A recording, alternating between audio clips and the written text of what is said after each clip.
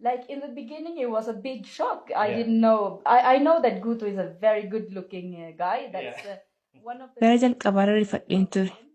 Nan beeka Guutuun dargaggeessa bareedaadha. Sababni ani isa jaalladheefiyyuu tokko miidhagina isaati. Dhibba gaa'ela dhaabbachuu keenya ifoomsine tokko yaada namoonni suuraa keenya jalatti kennan feesbuukii irraan ilaalan ture. Sababan afaan Oromoo dubbisuu hin dandeenyeef tiraansleeshinii cuqaaseen hiikasaa ilaalan ture. Googiliin qajeeltootti jechootaa waan hin hiikneef baay'ee isaa hin hubanne. Garuu hiika muraasa argee hedduu rifachaan ture. Haa ta'u malee shamarran muraasni immoo akka waan dargaggeessa Oromoo bareedaa isaan jalaa buuteetti yaada kennaa turan. Eeyyee, shamarran muraasni akka waan ati dargaggeessa bareedaa Oromoo tokko jalaa saamtetti mufatanii turan.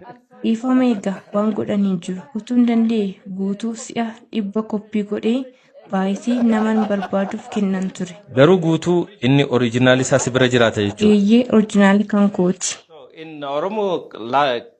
Akka aadaa Oromootti nama lammii biyya biraaf lammummaa karaatti kenninutu jira. Guddifachaan jira, moggaasni jira.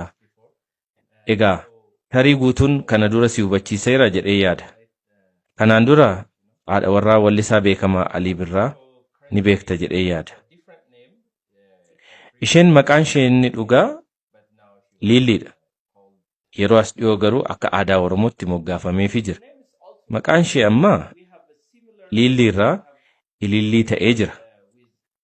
Maqaan kee silumaa maqaa afaan Oromoo waan fakkaatuuf moggaasa maqaa keetii kana hiikni isaa afaan Oromoon jira.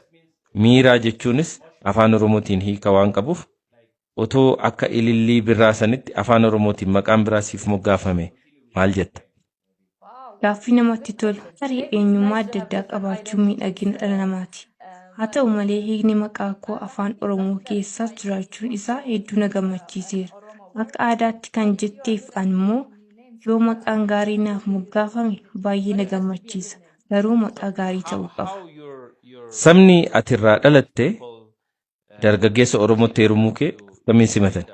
Ati shamarree Sri Lankaati miti? Yes, that's right. Sri Lankan Tamil. Eeyyee ani shamarra Sri Lankaati.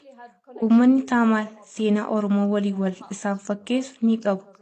Keessattuu seenaawwan sababa siyaasaatiin uumaman jechuudha. Uummatni Taamaal waa'ee Oromoo sirriitti beeku. Taamaal uummata sabboonummaa leellisudha. Noorweey keessatti illee aadaa fi eenyummaan keenya hedduu hacuucamaa tureera.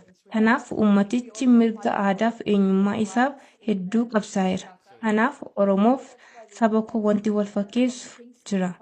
Yeroo ani aadaa kiyya keessaa bahee Guutuutti heerumu uummanni Taamaal rifateera.